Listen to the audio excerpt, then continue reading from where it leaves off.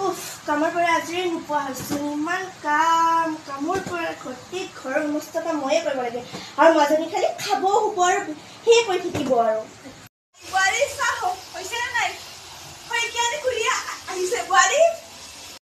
অ মা কি হ'ল আহিছে আৰু মাজনী কামত দিবলৈ ঐ বোৱাৰী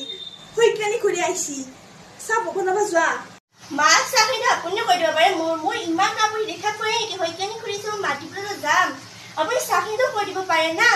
তই থাকোঁতে মই চাহ বনাই খুৱাব লাগে তই কিহৰ কাৰণে আনছো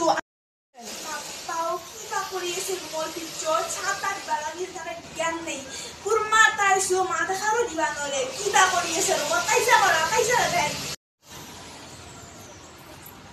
অ খুৰী আপুনি আহিছে কি খবৰ আপোনাৰ মানে মই ভিতৰত কাপোৰ জাপি আছিলো সেইকাৰণে আহিব পৰা নাছিলো বেয়া নাপাব দিয়ক বেয়া নাপাও দে পিছে কাজিয়া কিহৰ কাৰণে আপুনিতো মাৰ কথা জানেই মা কেনেকুৱা বেছি বেয়া চেয়া নাপাব আৰু তোহাৰ মায়ে